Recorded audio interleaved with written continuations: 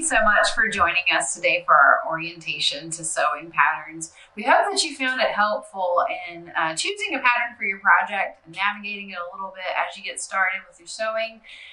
If you have any questions, feel free to join our Facebook page, Let's Talk About Handicrafts. It's attached to our Suffolk Public Library page. Join in the conversation there. It's a great place to post any questions that you might have or any comments on our video. It's another place that you can join in the conversation too, as we do our sewing Q&A videos where we have a live discussion for any questions that people might have after they watch these tutorials. So we hope that you'll join us then, and thank you so much for coming and joining us today.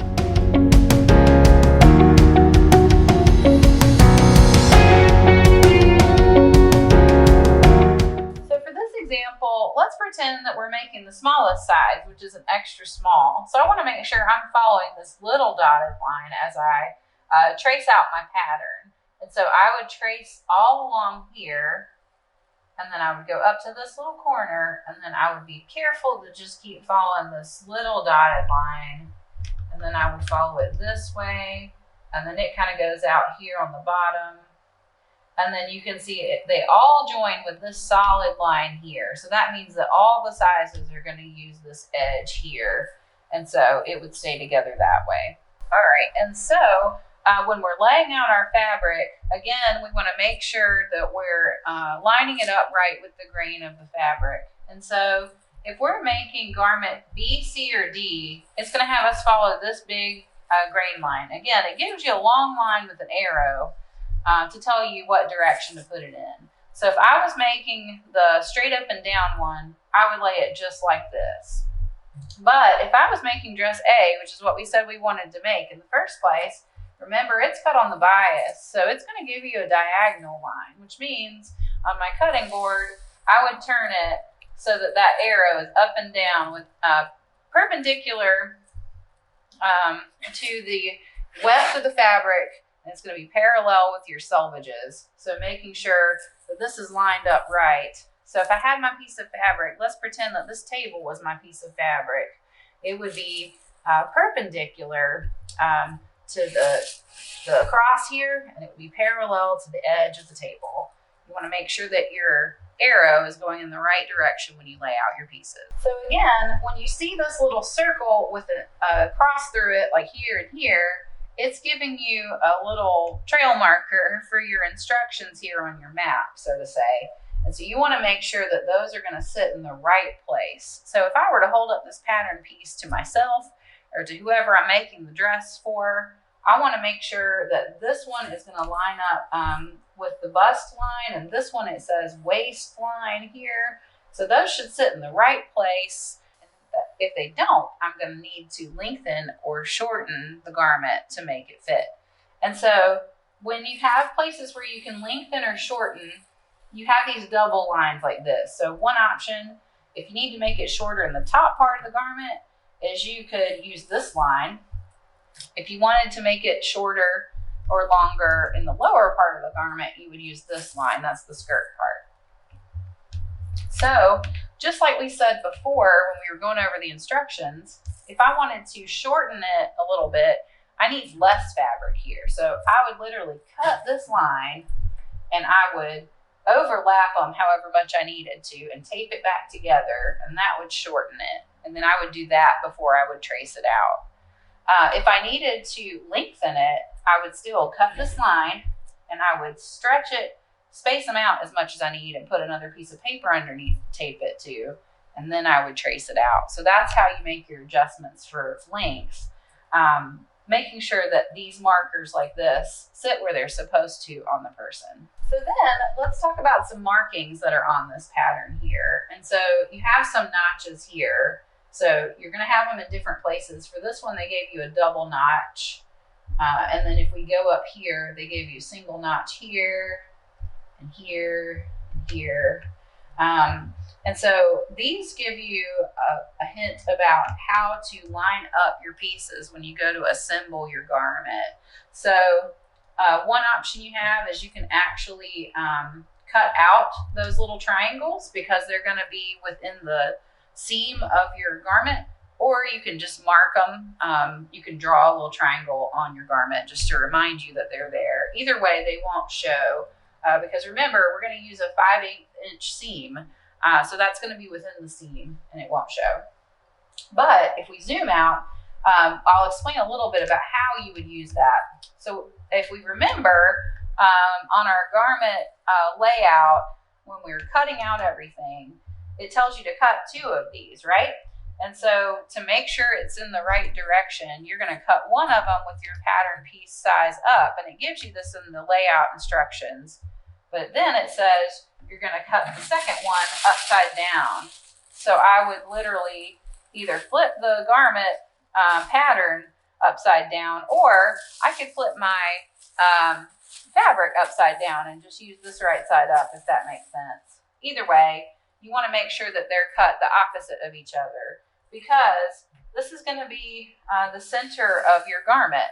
So if you were to wear this, it shows you how this would be the middle piece right down the front middle. And it marks this as the center front, which means that if I drew a line right down the middle of my person, so this should sit right on top of it. And so if you're making sure it's fit right, then that's how it should come together. And so when you're lining up those 2 pieces together, you're going to line up your notches. And so if I had cut this out as a mirror image, I would have 2 pieces and they would have notches that sit right beside each other, right? And so when I assemble that seam, I'm going to make sure those triangles overlap. And that's how I know that I've lined up my seam correctly. And so this gives you a little marker to know that you've lined up everything right when you go to put together your pieces. And so everywhere we have a little notch means that there is another piece that has a notch like that we're going to line up together when we assemble our pattern. So now if we look at the bottom of this pattern piece, we'll note that it gave us different hemming instructions for the different versions of this dress we can make with this pattern. And so we know that dress A that we're trying to make is going to be the shorter dress. And so it tells us this is where you would cut your fabric to make the shorter dress. It says cut here for A and B. So this is where we would trace our pattern piece as the bottom of our piece. And it's also where we would cut it out. It also reminds us here how much to hem it. And so different garments give you a different hem amount. And so by hemming it 5/8 of an inch, that means we're going to hem it by that much all along the bottom. And so it reminds us there of how much it wants us to hem. This same piece, though, is used for all the different versions of this dress within this pattern. And this is another good reason to keep your piece together, because you have the option to go back and make a different version if you want to. Or maybe you decide in the middle of laying out your pattern, actually, I'd like the longer hem, it turns out. And so if I wanted to make dress C, I would use this line here. And then if I wanted to use dress D, I'd use this line here. And so which part of the hem you use depends on which version of the dress. And so again, planning out which view you're using, which version, it'll tell you which one to cut or trace even when you're planning out your project. I just want to talk briefly about this small piece here. And this is our neck facing, and it's going to give you some additional instructions here. And so it tells you to cut one of these. So you're not going to cut 2 like you did the front pieces. It's also going to tell you to cut it bias on the grain line. So even if you cut the dress that was with the green line, you cut this piece on the bias. So again, you're going to line up that arrow there so that it is along the grain line of your fabric. It also tells you that you have some center markings. So this is the center front of this neck facing piece, and this is going to be the center back depending on what size you're cutting out. So extra small, small, or medium. And then it also tells you that this line down the middle is your roll line. So that means you're going to fold it in half when you assemble this. And so it's good to keep that in mind. You might even mark your center front, mark across there to mark where your roll line would be if you'd like. It's good to use a disappearing ink or something that's going to wash off to do that if it's on the outside of your fabric. But these are examples of markings that you would want to transfer onto your fabric when you're getting ready to cut it out. And so just like you have your notches, you're also going to have your center marks and things like that. You want to make sure that you keep those on your project so you know how to assemble it when you get ready to do that. One thing I want to show about this piece here is it has a couple of different features that are worth pointing out to you. And so, first of all, this is going to be an interfacing one and a fabric one. So for this piece, and you might notice this on some of your patterns, that you want to cut 2 of those out of your fabric and also cut 2 of them out of your interfacing. So notice what it is you're supposed to cut your piece out of. Also here, I just noticed, is that it gives you a couple of markings here for your buttonholes, right here, and for your buttons that go with them. And so anytime you see an X, remember that's going to be a button. Anytime you see this little line with the bars on each side, that's going to be a buttonhole. And so you want to make sure that you mark those on your project so that your buttons and your buttonholes end up in the right place.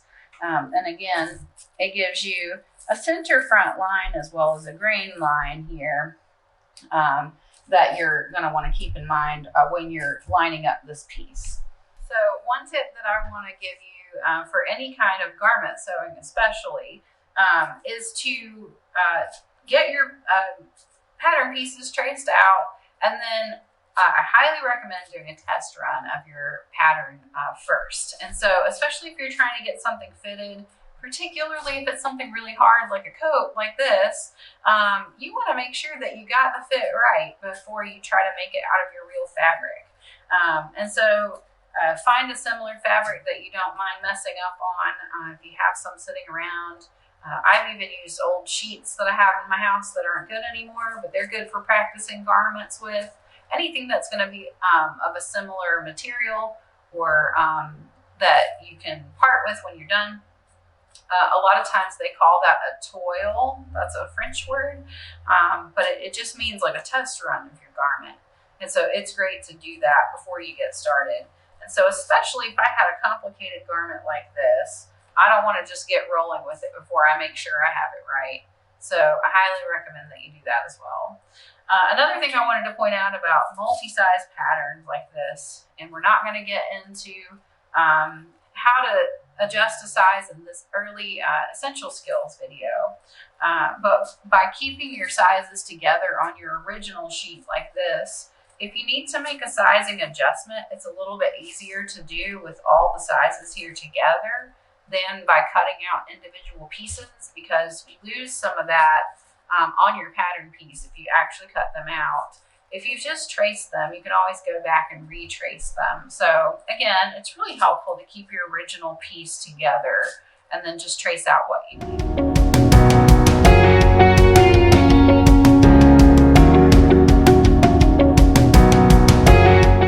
So we won't go into all the particulars of this whole pattern because it is quite complicated. But I just wanted to point out some differences between that easy pattern that we started with and what makes something a harder pattern. So I pulled here just as a drastic difference, an advanced pattern or a difficult one.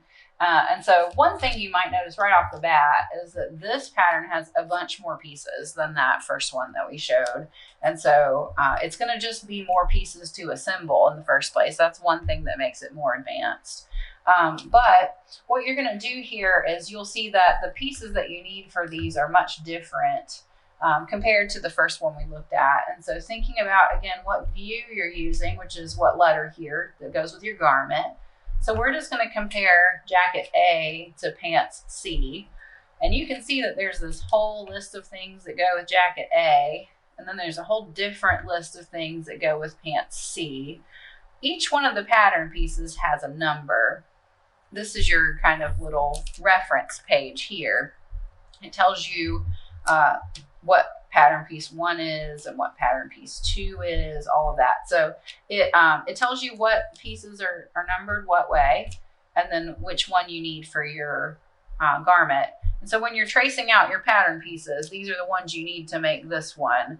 And this is the ones you need to make this one. So pay attention to that when you're preparing. So if you're making these pants, it looks like you need pattern pieces 22 through 36. So be paying attention to it. You don't want to pull out and iron and prepare and trace the one that has pieces 1 through 5 because you don't need those. So making sure that you're using the right pattern pieces as you're getting ready to go. So here we're going to talk about how you would lay out jacket A. Again, it has a bunch of pieces, so paying good attention to how you would lay it out to cut it will really save on wasting fabric when you're doing this. And so it gives you, as an example here, how you would lay it out for a 45-inch wide piece of fabric. It reminds you which pieces you'll need. But what I wanted to point out about this one is that it's going to have you cut on the fold. And so here it tells you to put your selvages together. That's what that means. And so when you see it, that it looks like this, that means you're going to fold it together and put your selvages together. So this is the folded side here. And then some pieces are going to be cut on the fold. So if it lines up right on the fold like that, that means that it's going to be twice the size of that pattern piece. So when you unfold it, it'll be a complete piece. And so you can see here that you have a couple of pieces that you do cut on the fold, and paying attention to that when you're laying out your pattern pieces. It also shows you that several pieces you're going to lay right side up and some pieces you're going to lay right side down. And so when you see the dotted pattern like that, that means you're going to flip your pattern piece upside down to cut it out. And then the ones that are just white like that, you're going to lay on their right side up to cut them. And so paying attention to that difference too as you're laying everything out. In addition to having a lot more pieces to deal with some complicated cutting instructions, you'll see here that your glossary is a little bit longer too. So that means you probably need some more skills to cut this one out and to sew it together than you would for the more simple pattern. And so it gives you edge stitching and ease stitching and finishing and reinforcing, and it gives you some just different things to pay attention to. So each pattern is going to have a glossary that looks a little bit different depending on what you need to know to make that item. And so the last thing I wanted to point out about the difficult pattern is just how many steps it took. If you remember from our easy pattern, it had about 14 or 15 steps to complete the whole garment. But if we look at the instructions for this jacket here, it starts here with number 1, and these are all the instructions that it has, and it goes all the way through. On this side, it says number 58, and it even goes on to the other side. And so finishing is going to go all the way through here to 82 steps. And so part of what makes a pattern easy versus difficult is how many steps it takes to complete it. This difficult pattern has a ton of steps. And so that's going to be one thing that makes it more complicated.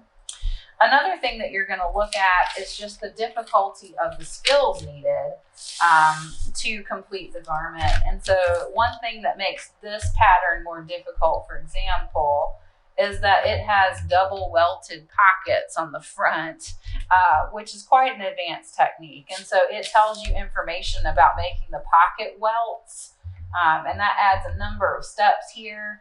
But that's going to be something that's very difficult to do. And I would even give you advice if you encounter an advanced technique like that in a pattern, before you go making it on your real garment with your real fabric that you probably don't have much extra of, maybe practice it a couple of times on a scrap. It's totally fine to practice as you go and to build a skill as you're learning it for a new pattern that you've not made before. So if you're looking over the instructions and you see something like that, where it's like, I've never made a double welted pocket before, how do I even do that? It's okay to practice a skill before you start to make it on your real garment as well.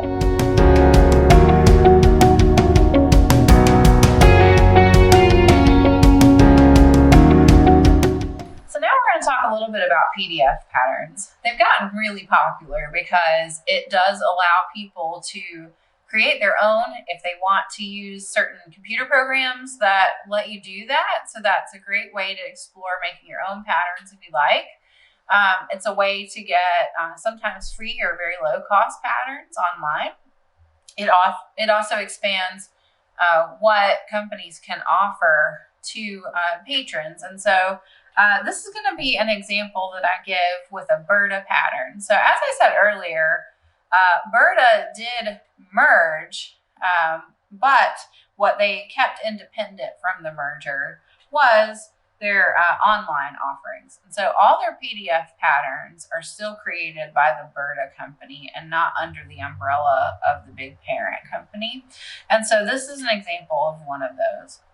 And so this picture here shows the actual garment that this pattern makes. And so this would be a dress pattern here. And we're going to talk a little bit about what I got when I purchased this PDF. And so by comparison, this pattern was under $10. Like we said earlier, a lot of the printed patterns are somewhere around $20 or $30 if you buy them full price. So this one was significantly cheaper.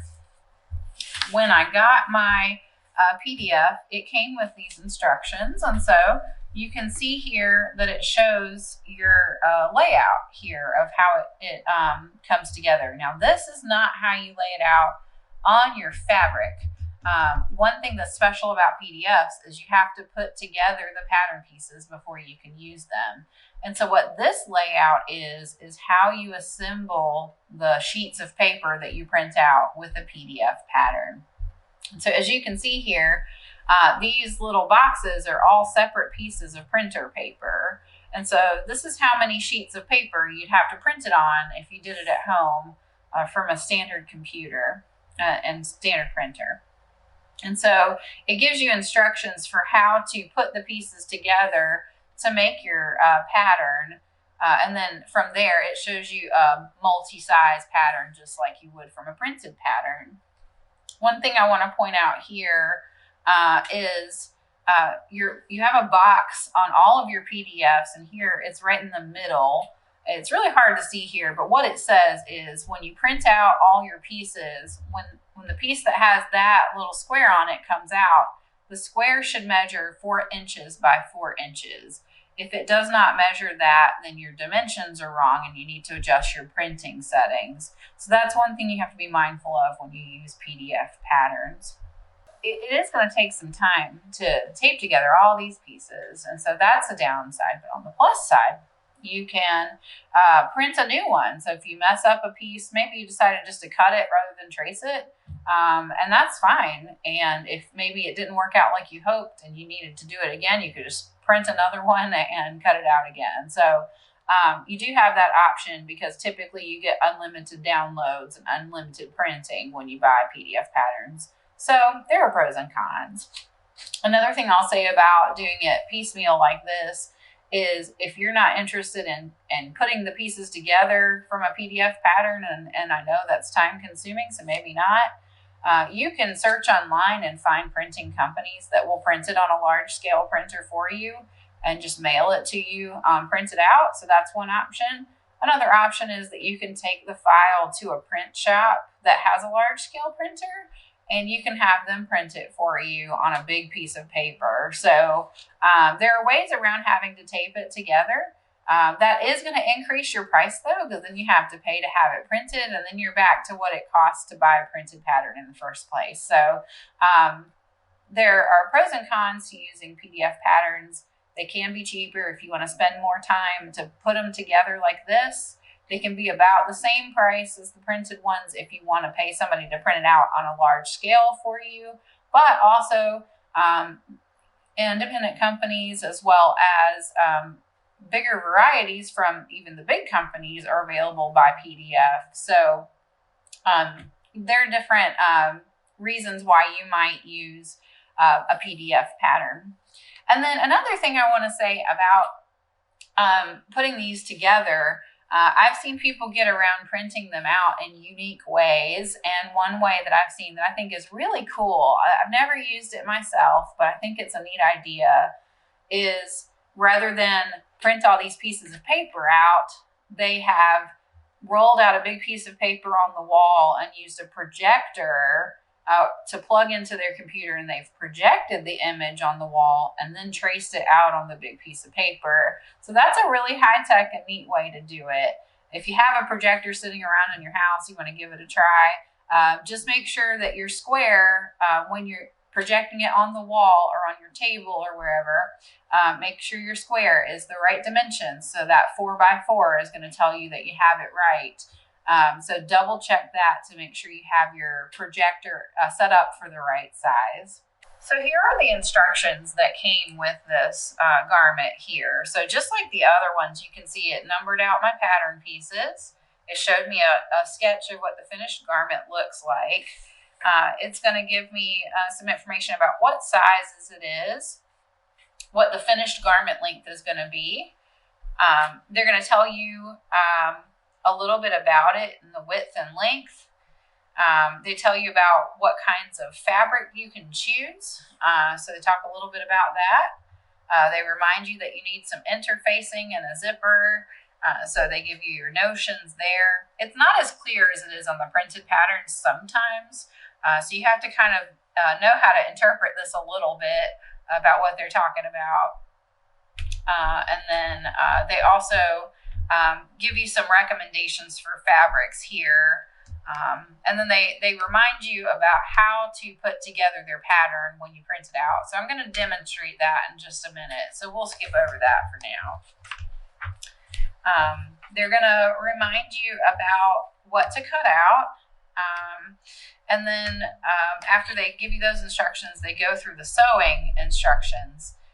But as you can see, these are pretty brief. And so unlike the printed patterns, they're not going to be as detailed. They're not going to give you a glossary a lot of times.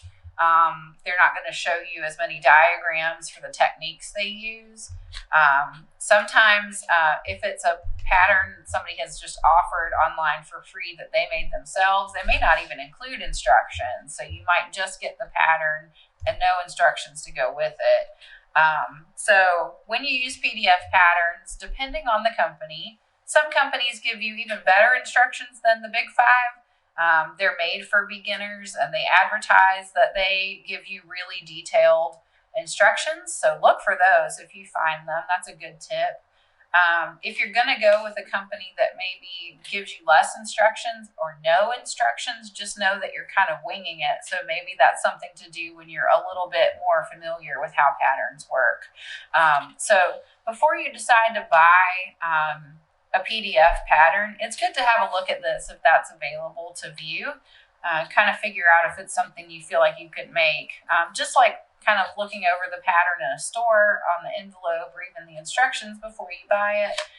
Looking over the instructions on a PDF can be helpful too.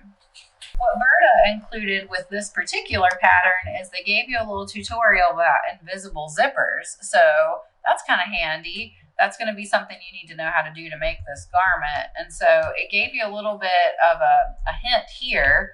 If you're interested in learning about zippers, we're going to cover that later in our essential skills lesson. So tune in later for that if you're interested. But sometimes you'll find helpful tips. Like I said, PDF patterns might give you more instructions or maybe less instructions on some things. It can really vary. In this case, they gave you some tips about invisible zippers that you wouldn't have gotten with a printed pattern. So that's nice. They also gave you some additional information here. And so sometimes PDFs use slightly different symbols to signify things. So they show you what their symbols might look like.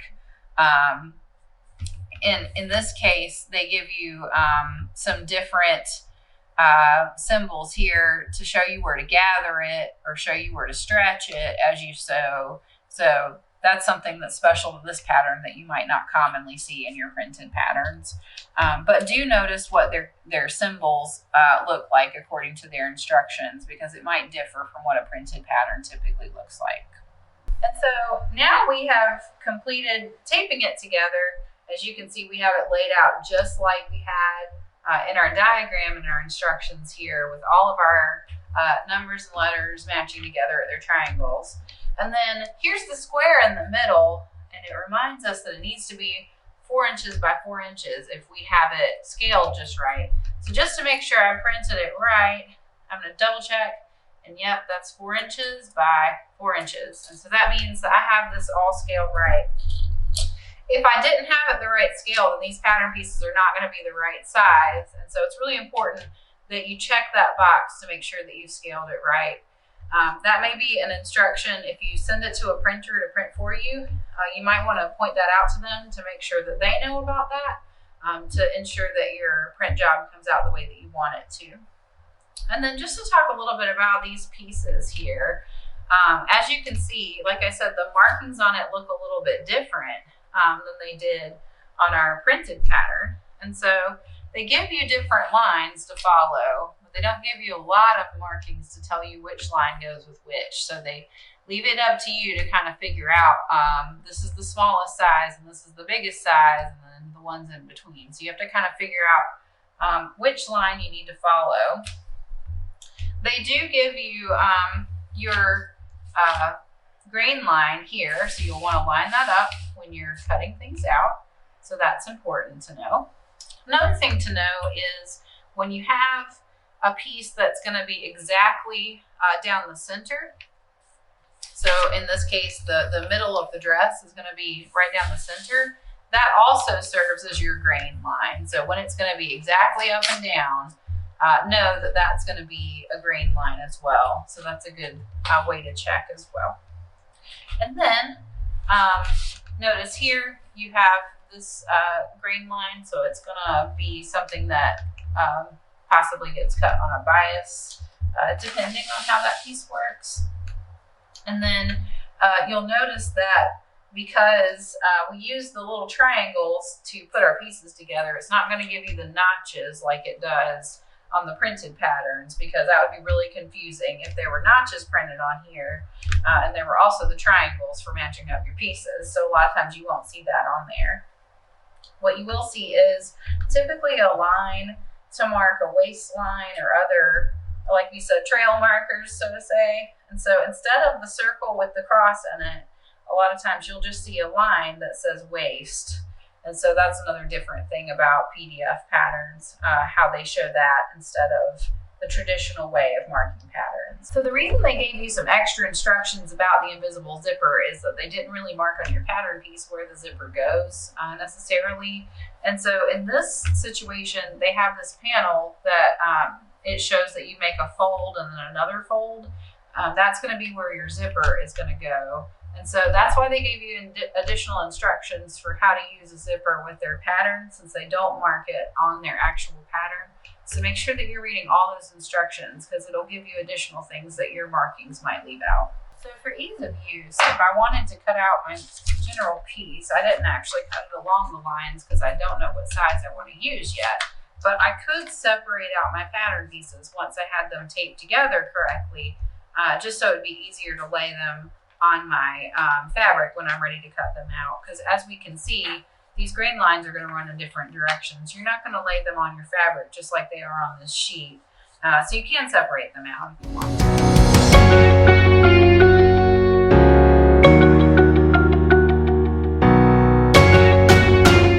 So now we're going to talk a little bit about what came in your kit if you registered for the program through the library. So you received a piece of pre-washed fabric that is going to be used to make a zipper case, and that is going to be covered in our Essential Skills Part 5. So hang on to your kit for that program if you'd like. And so I have my pattern here, and I did cut it out. Of course, you have your tracing paper, so if you wanted to practice what you would do in the case of a printed tissue paper pattern, you could always trace it out on a separate piece, but being that this is a PDF and we can just print new ones, it's totally fine to just cut it out. And so it says on our instructions here that we want to cut to. And so when I do that, as much as possible, I like to make less work for myself and cut 2 layers at one time. So I'm going to take my fabric and fold it in half. Another thing I want to mention about the way that this pattern is that this fabric actually runs in this direction if we had our selvages on each side. and we were running the length of the fabric. And so you could cut it out like that. That's totally fine. I personally like the print better this direction, so that's what I'm going to do. As long as your grade line runs straight up and down, it should be fine. So we're going to go ahead and fold this in half.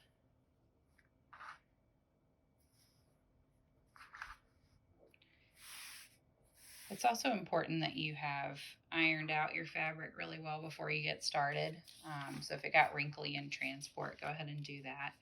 And now you can see that if I cut this out, I've got 2 layers of fabric. So just to make the best use of my fabric, in case I want to do something with this extra little piece, I'm going to just scoot it over and double check that everything's lined up right. And I can do it like this. Now, if you wanted to, you could use pattern weights and a rotary cutter to cut this out. And I will just kind of show you what I use as pattern weights. These are just some great big nuts that I picked up from the hardware store. When I went to buy them, I literally was just looking for the biggest and heaviest thing I could find. So it's totally fine to do that. That'll keep your pattern in one piece. And you can use your rotary cutter to cut out. It's a very efficient way to cut. So feel free to grab some hardware or something else heavy from around your house that you can use as a pattern weight. That's another craft tax tip for you. Don't buy an actual pattern weight because those are expensive, even though they can be very cute. That's probably not the best use of your craft budget there. So anyways, you can do that if you like. What came in your kit though is pins, and so I'm going to use those just for demonstration purposes here. So I have my pins that came in my kit here, and I'm just going to be careful not to move my pattern.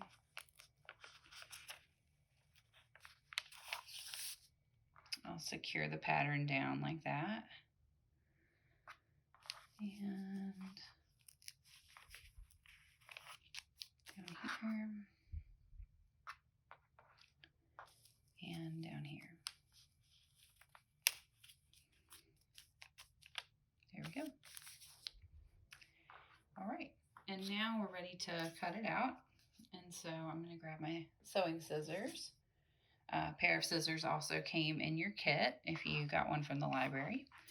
And so I'm just going to carefully cut right beside my pattern like this. And I do want to leave that little notch. And so I'm actually going to come from up on top like this.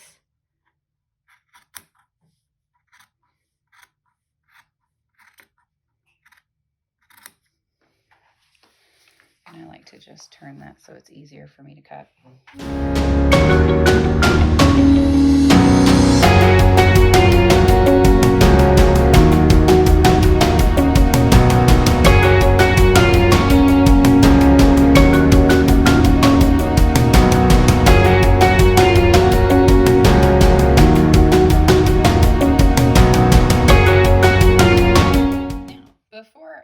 Unpin my pattern from my piece that I cut out, I want to just mark which side that the zipper is going to go on in our finished project. So I'm just going to unpin this top one here, and I have my tracing paper that came in your kit.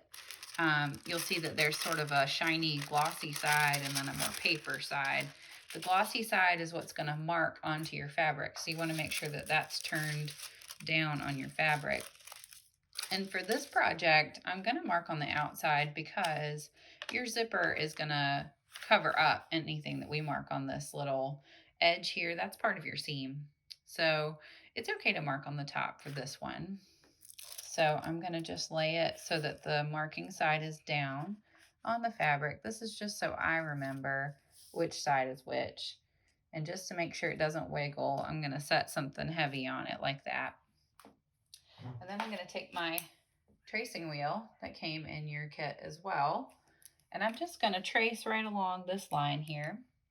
And it's okay to use a straight edge if you like. So I'm going to apply my ruler just to make sure I make a straight line. Now that I have my ruler in place, I'm ready to trace my line just to make sure that I remember which part is the top when I get ready to assemble my project.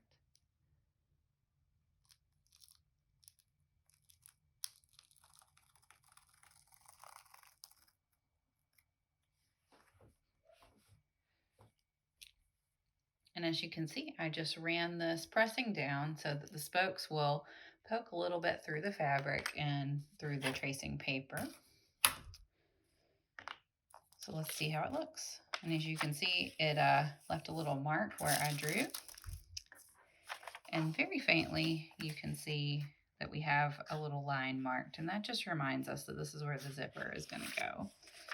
And so now I'm going to show you a sneaky trick with what to do with your pattern for your next piece. So before I leave these pieces, I just want to pin them together to make sure they stay like they are while we're working on the next. So now we're going to use the extra scrap that you had left from where you cut out the main part of your project to trace out 2 tabs that are going to go on the ends of your zipper.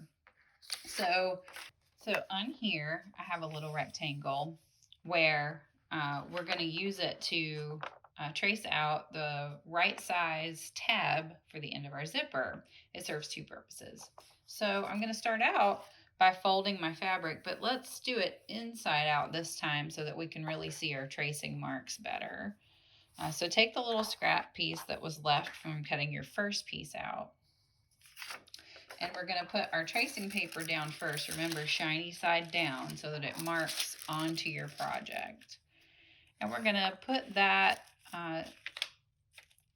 little rectangle right here so that you can trace it onto your project. And it's okay to pin it down just to make sure it doesn't go anywhere, or you can put a weight if you like, whichever is your preference. So now I'm going to use my tracing wheel to trace out this rectangle, and it will trace it onto the top piece of the fabric, and when we cut it out, we'll be able to see it all the way through.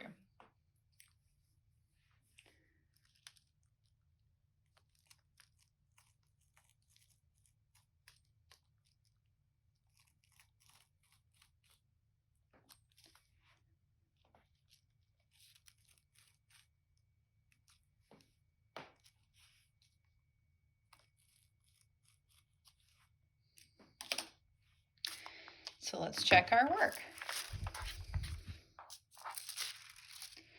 And you can see there that I have my rectangle traced out. So now I'm going to make sure that these are pinned well together so that I can cut out my rectangles from my scrap piece. So it doesn't really matter if it didn't mark through to the other side, because we're just going to double them up like we did when we cut out our main piece.